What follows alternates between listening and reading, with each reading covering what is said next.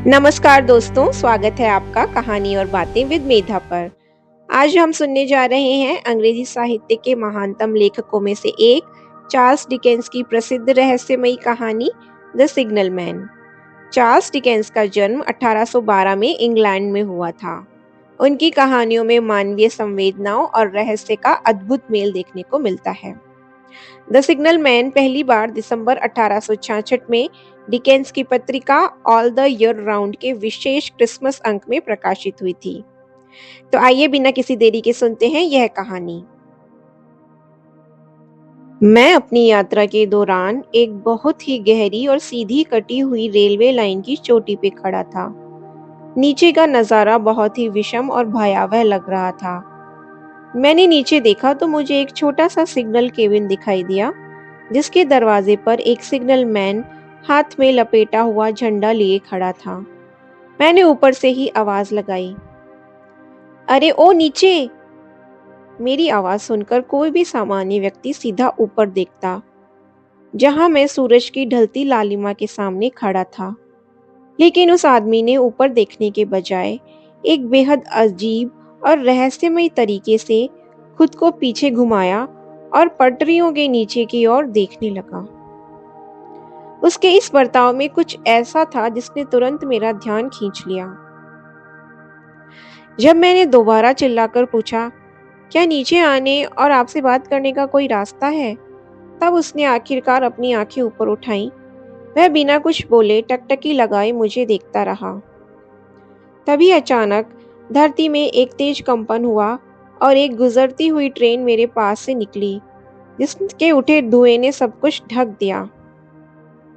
Train गुजर जाने के बाद जब धुआं छटा तो मैंने अपना सवाल दोहराया। सिग्नल मैन ने बहुत हिचकिचाते हुए अपने लिपटे हुए झंडे से कुछ 100 गज की दूरी पर बने एक रास्ते की ओर इशारा किया। मैं उस टेढ़े मेढ़े पत्थरों को काटकर बनाए गए रास्ते से नीचे उतरने लगा। वह रास्ता सीलन भरा, गीला और बेहद कीचड़ नुमा था। जब मैं उतरकर पटरियों के समतल पर पहुंचा तो मैंने देखा कि वह आदमी 2 पटरियों के बीच खड़ा होकर मेरा इंतजार कर रहा था।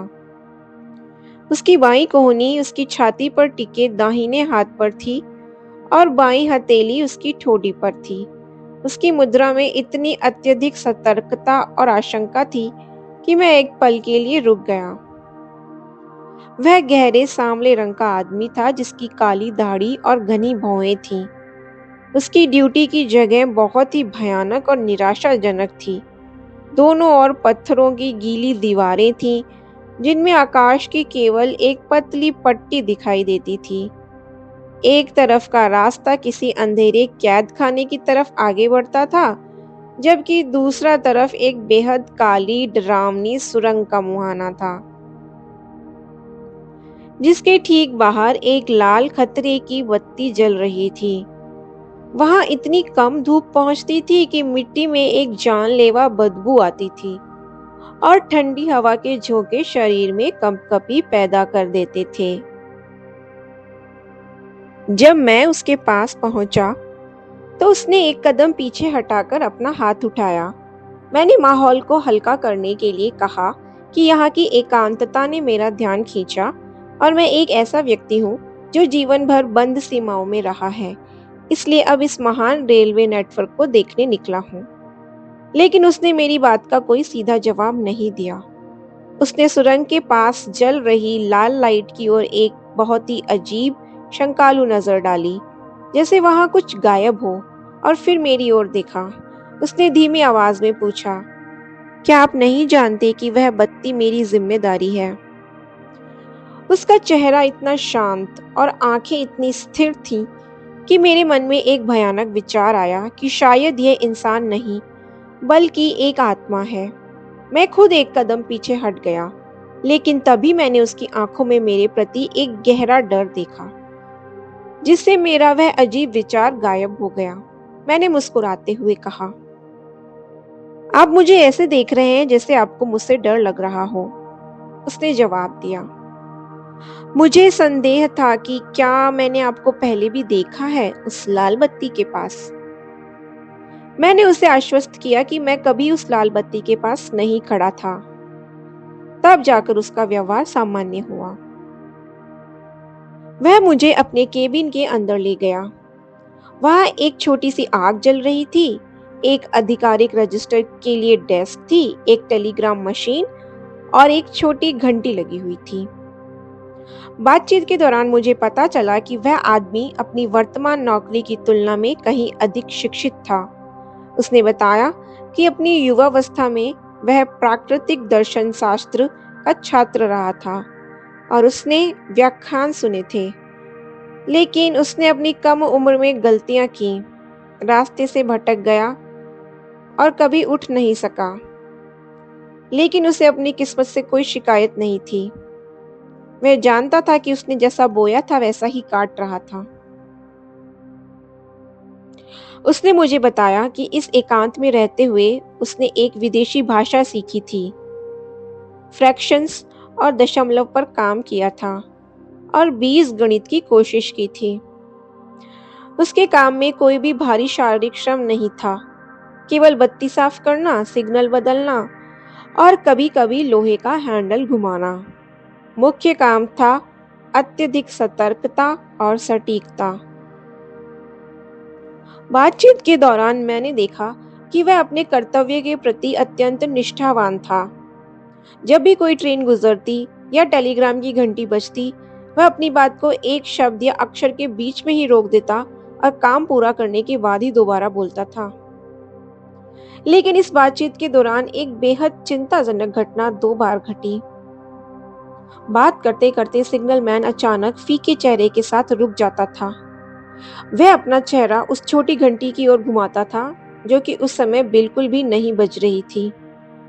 फिर केबिन का दरवाजा खोलता था और सुरंग के मुहाने पर जल रही लाल बत्ती की ओर घूर कर देखता था। दोनों बार वह एक अजीब, अकथनीय और भयावह मानसिक उलझन के साथ वापस आकर आग के पास बैठ जाता था। जब मैं जाने के लिए उठा तो मैंने उससे कहा कि उसने मुझे यह सोचने पर मजबूर कर दिया है कि वह एक बहुत ही संतुष्ट व्यक्ति है। तब उसने बेहद धीमी और गंभीर आवाज में कहा, मैं पहले ऐसा ही था सर, लेकिन मैं परेशान हूँ, बहुत परेशान। मैंने उत्सुकता से पूछा कि उसकी परेशानी का कारण क्या है। उसने कहा कि यह बताना बहुत मुश्किल है, लेकिन अगर मैं अगली रात फिर से मिलने आऊं तो वह बताने की कोशिश करेगा। मैंने तुरंत आने का वादा किया। जब वह विदा करने दरवाजे तक आया तो उसने अपनी सफेद बत्ती उठाई और मुझसे एक अजीब गुजारिश की, जब आप कल रात नीचे आए तो चिल्लाकर अरे अरे ओ नीचे सुनो, ऐसा मत कहिएगा और मुझे बताइए आज रात आपको क्या देख करके अरे अरे ओ नीचे सुनो चिल्लाने का मन हुआ। मैंने कहा कि मैंने वे शब्द इसलिए कहे क्योंकि मैंने उसे नीचे देखा था। उसने पूछा, क्या आपको कोई अलौकिक एहसास नहीं हुआ था? मैंने स्पष्ट मना कर दिया। फिर वह मुझे सफेद रोशनी दिखाता रहा और मैं पटरियों के किनारे किनारे चलता हुआ अपने सराय वापस आ गया। अगली रात ठीक 11 बजे वादे के मुताबिक मैंने वह रास्ता पहले कदम रखा। सिग्नल मैन नीचे सफेद बत्ती लिए मेरा इंतजार कर रहा था। मैंने बिना आवाज दिए उसके पास जाकर हाथ मिलाया और हम केबिन के अंदर जाकर आग के पास बैठ गए। बैठते ही वह थोड़ा आगे झुका और फुसफुसाते हुए बोला, मैंने मन बना लिया है कि आपको मुझसे दोबारा नहीं पूछना पड़ेगा। कल शाम मैंने आपको कोई और समझ लिया था। वह कोई और ही मेरी परेशानी की वजह है। मैंने पूछा कि वह कोई और कौन है? उसने कहा, मैं नहीं जानता। मैंने कभी उसका चेहरा नहीं देखा। उसका बायां हाथ उसके चेहरे के सामने रहता है और दाहिना हाथ बहुत तेजी से और जुनून से हिलता रहता है, इस तरह। सिग्नल मैन ने मुझे वह इशारा करके दिखाया। वह हाथ का एक ऐसा भयानक इशारा था जो चीख चीख कर कह रहा था, भगवान के लिए रास्ते से साफ करो। इसके बाद उसने मुझे उस साये के आने की पूरी कहानी सुनाई। 1 साल पहले एक चांदनी रात में वह कैबिन में बैठा था। तभी उसने सुरन की तरफ से एक आवाज सुनी, अरे ओ नीचे, ध्यान से ध्यान से। जब वह केबिन से बाहर निकला तो उसने देखा कि सुरंग के मुहाने पर लाल बत्ती के पास वह साया खड़ा था, जो अपनी आस्तीन से चेहरा ढके हुए दाहिना हाथ हिला रहा था। सिग्नल मैन अपना लैंप लेकर उसकी ओर भागा और चिल्लाया, क्या गलत हुआ है, कहाँ? वह साये के इतने करीब पहुंच गया कि उसे आस्तीन हटाने के लिए हाथ बढ़ाया, लेकिन उसी पल वह साया हवा में गायब हो गया। सिग्नल मैन डर कर सुरंग के अंदर 500 गज तक भागा, लेकिन वहां केवल दीवारों से पानी टपक रहा था। उसने दोनों तरफ टेलीग्राफ भेजकर पूछा कि क्या कोई दुर्घटना हुई है, लेकिन जवाब आया कि सब ठीक है। परंतु इस अलौकिक घटना के ठीक 6 घंटे बाद उसी रेलवे लाइन पर एक भयानक दुर्घटना हुई। 2 ट्रेनों की टक्कर और 10 घंटे के भीतर कई मृत और घायल लोगों को उसी सुरंग के रास्ते बाहर लाया गया, ठीक उसी जगह जहां वह साया खड़ा था। इस घटना के 6-7 महीने बीत जाने के बाद जब वह इस सदमे से उबर चुका था, एक सुबह दिन निकलते ही उसने फिर लाल बत्ती की ओर देखा। वहां वही साया दोबारा खड़ा था, लेकिन इस बार वह कोई आवाज नहीं निकाल रहा था, ना ही हाथ हिला रहा था। वह लाल बत्ती के खंभे से टिका हुआ था और उसने अपने दोनों हाथों से अपना चेहरा ढक रखा था, बिल्कुल उस मुद्रा में जैसे कब्रों पर बनी पत्थर की मूर्तें मातम या शोक मनाती हैं। सिग्नल मैन घबराकर अंदर बैठ गया। जब वह थोड़ी देर बाद बाहर निकला तो साया जा चुका था, लेकिन उसी दिन जैसे ही एक ट्रेन सुरंग से बाहर निकली, एक डिब्बे की खिड़की पर लोगों की अफरा तफरी मच गई। सिग्नल मैन ने तुरंत ट्रेन रुकवाई, लेकिन ट्रेन 150 गज आगे निकल चुकी थी। जब वह वहां पहुंचा तो देखा कि एक बेहद सुंदर नवविवाहित युवती ने अपने डिब्बे में अचानक जान दे दी है। उस युवती के शव को लाकर इस केबिन के फर्श पर लिटाया गया था। यह सब सुनकर मेरी रीढ़ में एक ठंडी सिहरन दौड़ गई, लेकिन एक तार्किक और वैज्ञानिक सोच वाला इंसान होने के नाते मैंने उसे समझाने की कोशिश की। मैंने कहा, यह सब एक भयानक संयोग है। फिर उसकी आंखें और तंत्रिकाएं उसे मति भ्रम अर्थात हेल्यूसिनेशन दिखा रही हैं। मैंने हवा के बहने और तारों से निकलने वाली आवाजों की ओर इशारा किया, लेकिन सिग्नल मैन ने धीरे से मेरा हाथ छुआ और कहा कि उसने अपनी अभी पूरी बात नहीं की है। उसने बताया वह साया 1 हफ्ते पहले फिर वापस आ गया। तब से वह बार बार लाल बत्ती पर आ रहा है। मैंने पूछा, अब वह क्या कर रहा है? उसने अत्यंत पीड़ा में वही पहले वाला इशारा दोहराया और कहा, भगवान के लिए रास्ता साफ करो। उसने बताया कि वह साया कई मिनटों तक दर्दनाक आवाज में चिल्लाता है, नीचे सुनो, ध्यान से ध्यान से।